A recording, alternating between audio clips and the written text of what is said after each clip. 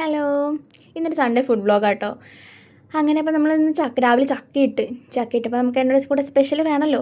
അപ്പോൾ ആ സ്പെഷ്യൽ വാങ്ങുന്നത് ചിക്കൻ വാങ്ങിയിട്ട് വന്നു. അതിൻ്റെ കൂട്ടത്തിൽ കരളുണ്ടായിരുന്നു ചിക്കൻ കരൾ എനിക്ക് ഭയങ്കര ഇഷ്ടമാണ്. അപ്പോൾ നമുക്ക് ഡ്രൈ ആയിട്ട് വെക്കാമെന്ന് പറഞ്ഞപ്പോഴത്തേനും ശരിയെന്ന് ഞാനും പറഞ്ഞു.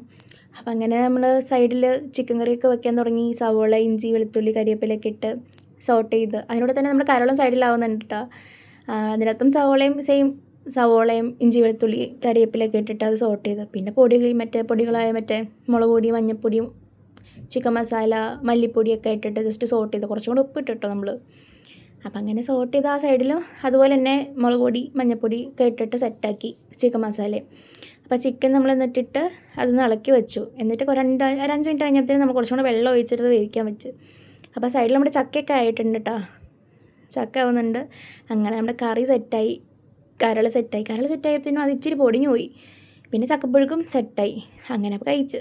ബായ്.